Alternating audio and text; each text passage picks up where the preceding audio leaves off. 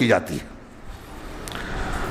یہاں اس ضمن میں ایک بات کہنا چاہتا تھا, اس کا موقع نہیں رہا, لیکن بہت اہم ہے.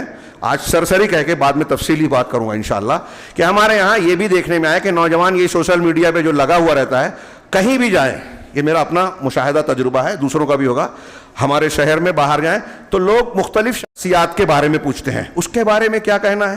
ابھی میں کرناٹک گیا, وہاں ابو خدیجہ لنڈن کا ہے, وہ انگریزی میں تقریر کرتا ہے, ہاں وہ بھی برادر ہے, اور وہ بولتا ہے کہ ہندوستان میں کوئی عالم دین ہے ہی نہیں, اور اس کے ماننے والے ہمارے یہاں ہیں ساؤتھ میں, وہ انگریزی جانتے ہیں, ہمارے یہاں انگریزی نہیں جانتے, اگر جانتے تو ہمارے یہاں بھی نوجوان اس سے متاثر ضرور ہو جاتے, ہر چیخنے والے کے پیچھے چلتے نا, تو اس لیے بچے ہیں کہ اس کی زبان ہمارے نوجوان جانتے نہیں ہیں یا سنتے نہیں ہیں. کیرلا والے جانتے ہیں, وہاں متاثر ہیں, کیرلا اور اس علاقے کے کچھ لوگ. ہندوستان میں کوئی عالم ہی نہیں ہے. وہ یہ کہتا ہے, اب فلاں کوئی ڈاکٹر ذاکر نائک کے بارے میں سوال کر رہا ہے, کوئی فیض سید صاحب, کوئی فلاں صاحب, کوئی فلاں صاحب, یہ کیا ہے. اور ہمارا نوجوان ان کی ایک بات, ایک اسپیچ, ایک کلپ سنتا ہے, اس کے پیچھے لگ جاتا ہے. اس کے بارے میں کیا کہتے ہیں. میں نے کسی شیخ شاید صالح الفوزان کا کسی کتاب میں ذکر پڑھا, انہوں نے بھی یہ بات بیان کی کہ ہم لوگ کہیں بھی جاتے ہیں, دروس یا دوسرے معاملات ہوتے ہیں, تو ہم سے نئی نسل کے لوگ جو سوالات کرتے ہیں دینی, اس میں زیادہ تر مختلف شخصیات اور مناہج کے بارے میں پوچھتے ہیں, شخصیات کے, وہ فلاں کیسا, فلاں کیسا. میں حیران ہوں, کیا یہ دین ہے؟ آپ اپنا وقت ان سب چیزوں میں کیوں لگا رہے ہیں؟ ہاں, اور یہ فلاں اور فلاں اور فلاں, ان کو آپ نے مشہور کیا.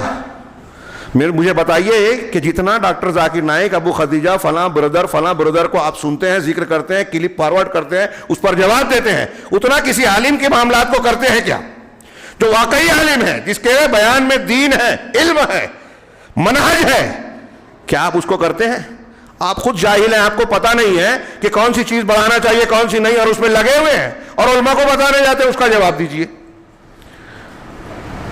اس میں اقوال میں ہے کہ امام احمد بن حنبل رحمہ اللہ بدعتیوں سے اتنی نفرت کرتے تھے, ان کا ذکر کرنا پسند نہیں کرتے تھے. محاسبی کا رد کیا. ایک شخص آیا, ان کے ایک تعلق والے شاگرد نے لایا, کہا کہ یہ فلاں فلاں بزرگ ہیں, یہ اس آدمی کی مجلس میں جاتے ہیں محاسبی کی, آپ کیا کہتے ہیں؟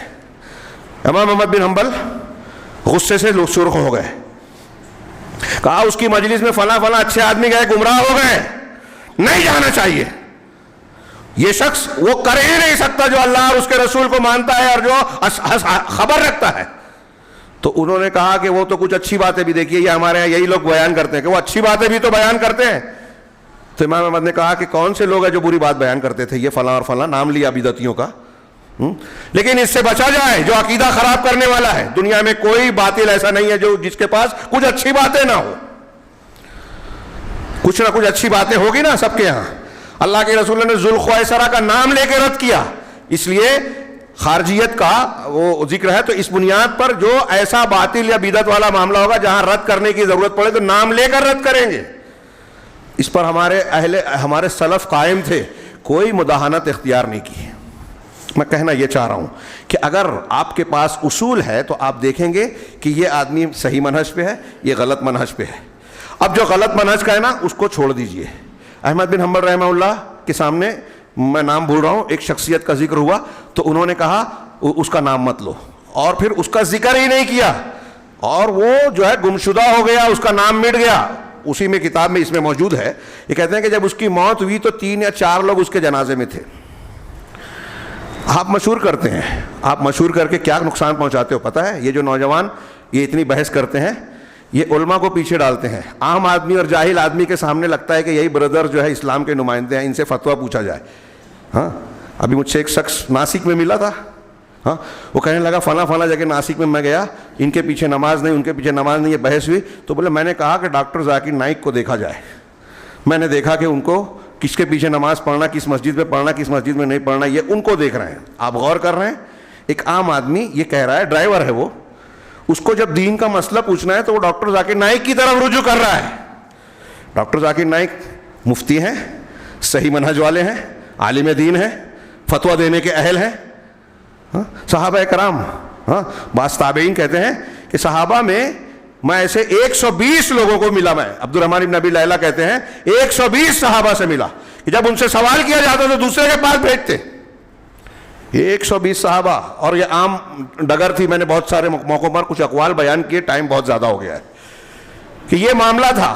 ہاں، یہاں چھوٹوں کو بڑا بنانا، غیر علماء کو عالم بنانا، غیر علماء اپنے آپ کو علماء کے مقام پر پیش کر رہے ہیں، اس کی کیا کیا خرابیاں ہیں ہم کو اندازہ نہیں ہے، اور ہم لوگ اس کو فارورڈ کر کے اس پہ بحث کر کے ان کو زندہ کرتے ہیں، علماء کو غائب کرتے ہیں.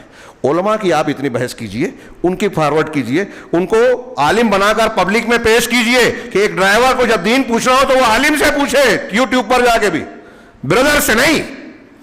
یہ ہمارے اور آپ کی غلطی ہے کہ ہم نے مشہور ان کو کیا جو اس لائق ہے ہی نہیں، اس میدان کے ہے ہی نہیں.